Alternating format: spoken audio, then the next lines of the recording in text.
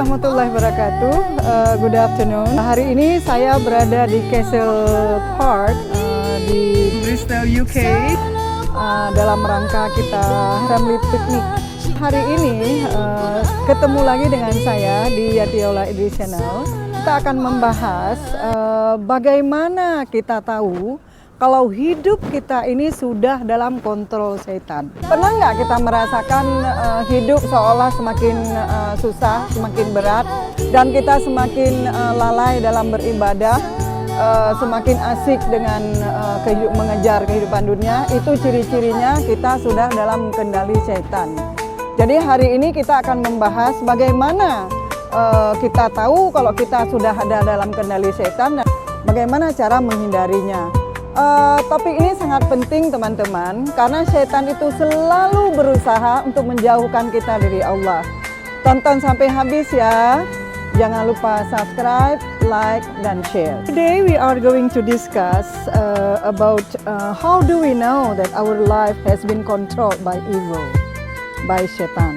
Jadi kita tahu dulu sejarah setan. Setan itu sebenarnya dulu itu makhluk ciptaan Allah.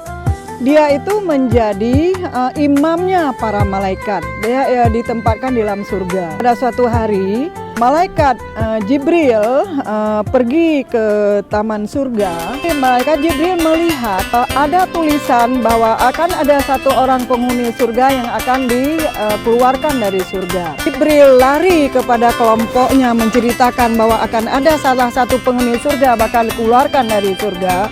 Jibril sendiri merasa takut, jangan-jangan saya, dan semua malaikat pada waktu itu merasa takut. Tapi si Azazil begitu sombong dan sangat percaya diri. Dia merasa saya nggak mungkin disingkirkan karena saya adalah imam daripada malaikat. Pada suatu hari Allah memanggil penghuni surga, memberitahu bahwa Allah akan menciptakan khalifah di muka bumi, yaitu Adam. Kemudian malaikat mengatakan, apakah engkau ya Allah ingin menciptakan manusia yang menimbulkan kerusakan dan menumpah darah di sana? Kemudian Allah mengatakan, aku lebih tahu daripada engkau. Ini dijelaskan Allah pada surah Al-Baqarah ayat 30. Setelah Allah menciptakan Adam, Allah memerintahkan kepada seluruh penghuni surga untuk sujud kepada Adam.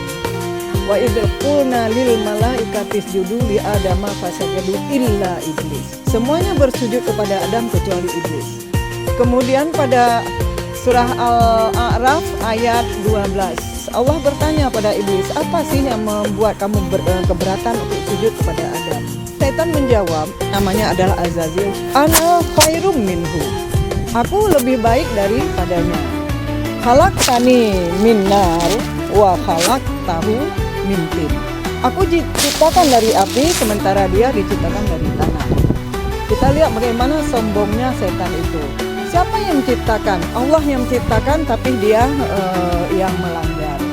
Kemudian Allah katakan, keluar kamu dari surga karena kamu tidak cocok orang-orang yang menyombongkan diri di dalam surga. Ada Al-A'raf ayat 18, setan mengatakan, karena engkau telah mengatakan aku tersesat, maka aku akan menyesatkan semua manusia dan dia akan melanggar menjauh dari jalan lurus yang engkau inginkan.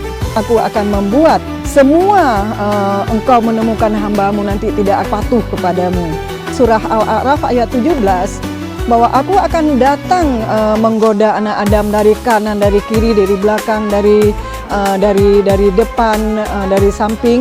Jadi Allah mengatakan silakan kamu goda bagi orang-orang yang ikut kamu. Kemudian Allah mengatakan keluar kamu dari surga secara terhina dan terusir. Disinilah letak pertama sekali setan menjadi musuh bebuyutan manusia.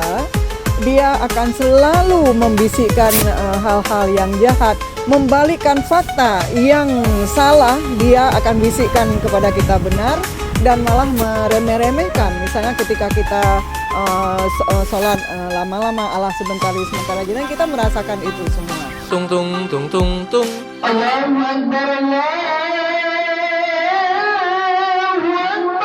Wah, udah subuh. Males banget. Masih ngantuk juga. Oi, Udah tidur lagi aja. Ngapain capek-capek subuhan ke masjid? Mending tidur kawan. Mengistirahatkan tubuhmu setelah kemarin seharian beraktivitas. Di masjid juga pasti sepi. Orang-orang jam segini mah emang lagi pada tidur. Udahlah bro, ikutin aku aja. Gak bakal dosa besar juga kok. Santai aja. Dosa dikit doang. Apalagi kamu capek, pasti doanya diampuni. Aku harus bersemangat. Ini demi masa depan yang cerah. Anjay, kok jadi soleh? Halo, Matt, ke rumahku sekarang. Jagain lilin. Mumpung orang-orang kampung lagi pada subuhan ke masjid nih. Nanti laba hari ini kita bagi dua. Tung tung tung tung tung. Ghairil maghdubi alaihim waladdallin. Amin. Bismillahirrahmanirrahim. Yuk, Ina atau Ina, kayak biasa, biar cepet sholatnya. Udah, buruan, biar kamu bisa lanjutin main game haram lagi. Udahlah, Ina atau Ina aja, cepet tuh. Gak usah surat yang panjang-panjang. Hehehe. Coba bayangin, kalau suratnya pendek, sholatmu cepet selesai, bisa lanjut babar lagi, bisa lanjutin judi QQ lagi. Ayo ikutin aku. Inna. Wait, surat pendek kan cuma sunnah. Skip aja lah. Allahu Akbar. Dan membisikkan semua yang jahat, dia masuk ke dalam hati manusia dan menghasut, memprovokasi kita untuk melakukan semua hal-hal yang melanggar perintah Allah. Jadi harus hati-hati sekali. Setelah Allah menciptakan Adam, Allah perintahkan kepada Adam, tinggallah kamu di dalam surga. Makalah apa yang ada di dalam surga ini, kecuali satu, kamu tidak boleh mendekati pohon kuldu ini. Kalau kamu mendekatinya, kalian berdua termasuk orang-orang yang zalim. Pada Al-A'raf 20 dan 21 dijelaskan, setan datang mengatakan, sebenarnya Allah melarang kalian mendekati pohon ini supaya kalian tidak bisa menjadi malaikat dan tidak bisa menjadi penghuni surga yang abadi. Itu di sini dia balik faktanya. Untuk meyakinkan Adam dan Hawa, dia bersumpah, demi Allah, aku ini adalah penasehatmu. Jadi akhirnya sangat disayangkan Nabi Adam terpengaruh dengan bujuk rayu setan. Dia takut tidak menjadi orang abadi di surga, dia lebih mendengar setan. Akhirnya musibah besar sampai kita hari ini. Kemudian Nabi Adam dilempar ke dunia dan sumpah setan sampai ke hari akhirat nanti dia sudah meminta pada Allah untuk dia bisa menggoda anak-anak Adam. Apalagi kita Nabi Adam aja, tingkat Nabi aja dia gampang menggoda. Jadi tipu daya setan itu sangat luar biasa dan kita kudu hati-hati. Setan itu masuk ke dalam tubuh manusia melalui darah dan bersemayam di hati. Kemudian dia mengobok-obok hati kita, memanipulasi semuanya. Dan dia itu mengisi pikiran kita. Dia akan membuat yang salah itu seolah-olah benar. Dan dia juga memprovokasi kita agar kita membenci sesama dan agar kita juga suka ingkar janji dan sebagainya. Ciri-cirinya adalah dia memanfaatkan kelemahan-kelemahan penyakit hati manusia. Misalnya penyakit hati cinta dunia. Nah, kemudian dia membangkitkan penyakit hati itu, di antaranya membangkitkan angan-angan kosong. Nah, seolah hidup dunia ini abadi, tidak akan pernah sirna. Jadi apapun yang kita buat melanggar aturan Allah atau aturan sunnah, itu berarti kita sudah dalam kontrol setan. Misalnya saja menganggap remeh waktu. Aku nggak mau taubat dulu nih, kan masih muda. Dari mana kita tahu bahwa kita ini akan punya waktu besok untuk taubat? Sekarang bagaimana kita tahu ciri-ciri kalau kita sudah dalam kontrol setan? Mendorong kita untuk lebih banyak berbuat maksiat dan melanggar aturan-aturan Allah. Di antaranya adalah penyakit sombong, iri hati, dengki, khianat, memfitnah, ghibah, dan sebagainya. Misalnya kita lihat sombong.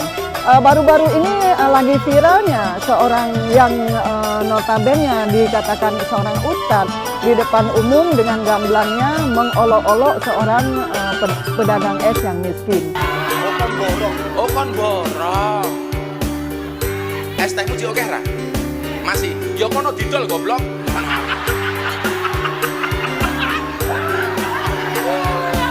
Nah, kita lihat bahwa setan itu tidak pilih bulu dalam menggoda. Bahkan Nabi Adam seperti yang kita sudah bahas, ustadz dan orang-orang biasa itu dia tidak pilih bulu, maka sangat-sangat berhati-hati. Kemudian membangkitkan hawa nafsu syahwat. Kita lihat betapa banyak orang-orang yang melakukan misalnya hubungan bebas, berzina. Nah sekarang kita lihat namanya sudah diganti dengan free sex. Kemudian free sex berubah lagi namanya sekarang pada kalangan anak muda kita lihat istilah check in. Jadi saya menonton di sebuah media bahwa seorang anak muda ingin meneliti seberapa jauh free sex itu mewabah di kalangan anak muda. Dia temukan satu cewek umur 13 tahun, dia mengatakan, "Dek, sudah seberapa jauh kamu pacaran?"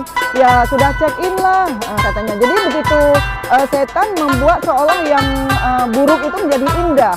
Karena itu memang sumpahnya dia, akan aku membuat yang buruk itu seolah indah. Nah, kemudian ditemuin lagi anak 15 tahun cewek. "Sudah sejauh mana kamu berpacaran, hubungan dengan pacar kamu?" "Ya, tahu anak zaman now lah, kan udah pastilah check in." "Memang kamu check innya di mana?" "Ya dikatakanlah kadang di hotel, kadang ada suatu tempat, di suatu tempat khusus. Bahkan ada juga yang melakukannya misalnya di nightclub dan sebagainya." Jadi kita lihat bagaimana tanggung jawab seorang tua di zaman now karena dia sibuk dengan memikirkan dunia sehingga dia lupa tanggung jawab utamanya yaitu yang mengyahudikan, yang mencampakkan anak keturunannya adalah orang tua ke dalam neraka. Allah bilang selamatkanlah anak cucumu dari api neraka. Tapi itu ditinggalkan karena si setan melalaikan kita, menyibukkan kita sehingga kita lepaskan anak kita dididik oleh alam bebas di mana gadget, media-media yang telah mengekspos dia untuk hal-hal yang notabene dikatakan borjois, yang semuanya itu mengarahkan kita untuk tidak menjalankan perintah Allah. Kita dibuat lalai dan malas untuk melakukan ibadah pada Allah. Coba sekarang kita lihat, kalau ada misalnya YouTube atau TikTok atau apapun itu di media yang mengaji, yang ceramah, berapa lama kita mau nonton? Apakah kita leave terus atau kita nonton? Sementara kalau misalnya berita-berita tentang artis, tentang politik dunia, tentang apa-apa itu kita berjam-jam kita nggak nyadar. Nah misalnya nih video ini tentang ceramah, kita lihat ada yang nggak skip ini video ini. Kalau dia skip berarti itu salah satu ciri setan telah mengontrolnya.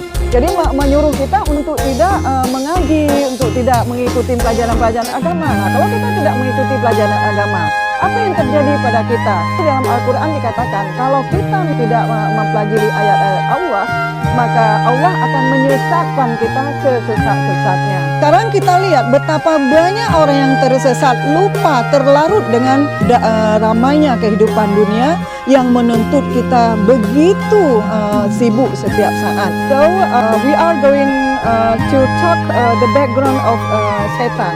Who is exactly Satan? Allah create Satan from fire and become as imam, as a leader of all angels in the heaven, in the paradise. But one day, Jibril came to the park of the paradise, and he saw it's written on the wall that there is one person in the paradise will be expelled by Allah. And then Jibril ran quickly to the group and telling them that, and he was really afraid whether he will be the one that will be expelled. All the angels came to that Satan. The name was Azazel. So that is the grand parent of Satan.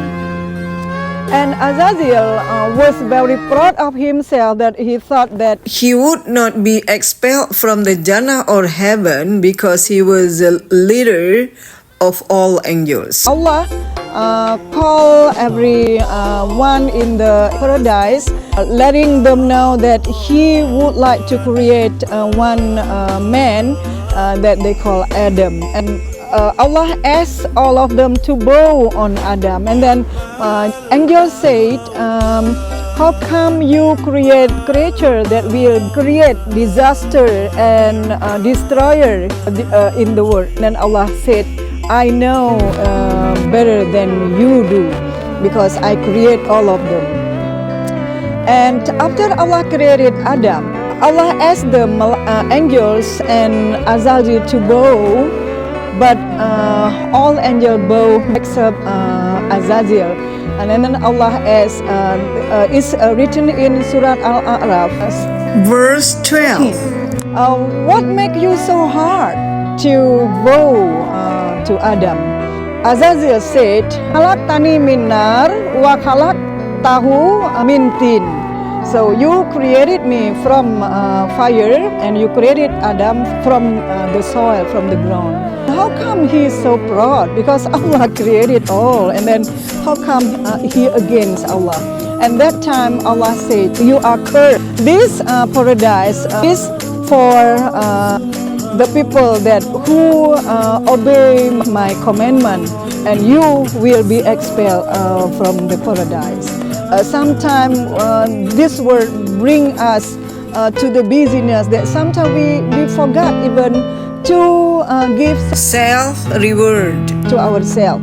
We try to look for something that sometimes is still a hallucination, it's not real. So that's what Satan always do. When we commit sins, for instance, we pray late, we don't feel any guilty. And if we see the orphanage, we see the jobless, and we don't give sedekah, charity, that means our life has been controlled by evil. Kita memilih mengikuti langkah setan. Jadi kalau kita sudah dalam kendali setan, kita yang memilih mengikuti bisikan dia atau tidak. Sebenarnya tipu daya setan itu lemah. Seperti Allah katakan pada firman-Nya surah An-Nisa ayat 76. Inna kaidah syaitana kana dha'ifa. Sesungguhnya tipu daya setan itu lemah. Jadi jangan sampai kita terikutin tipu daya setan.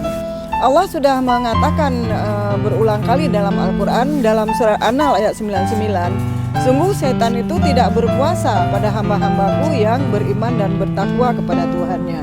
Kemudian Allah ulang lagi pada surah Al-Baqarah ayat 168 bahwa jangan pernah ikuti langkah-langkah setan, karena setan itu musuh yang nyata bagimu.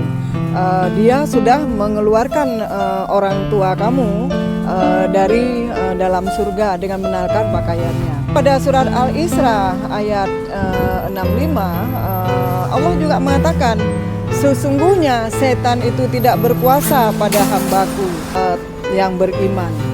Allah menegaskan lagi pada surah Saba ayat 21 bahwa sungguh setan itu tidak punya kuasa pada hambaku yang bertakwa.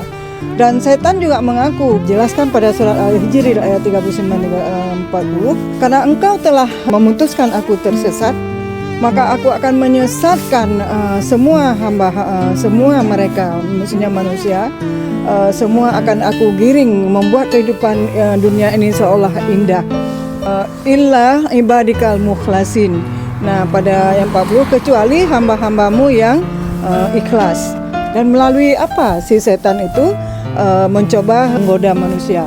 Jadi ada sebuah riwayat dikatakan Nabi Zakaria bertanya pada setan, wahai setan, di sisi sifat yang bagaimana manusia yang gampang banget kamu goda, yaitu sisi hawa nafsu. Jadi aku akan membangkitkan hawa nafsu. Itu dalam Al-Quran dikatakan. Aku akan memanipulasi manusia dengan hawa nafsu. Nafsu dan nafsu syahwat. Bahwa banyak sekali kita lihat betapa beraninya manusia. Misalnya udah punya istri sah, tapi dia berselingkuh. Suami berselingkuh, nauzubillah, istri juga berselingkuh gitu. Ada yang istri berselingkuh, suami berselingkuh. Kemudian juga hawa nafsu ingin membuat kaya. Betapa banyak lihat orang yang korupsi, padahal jabatannya udah gajinya luar biasa, udah kepala bagian masih juga melakukan korupsi.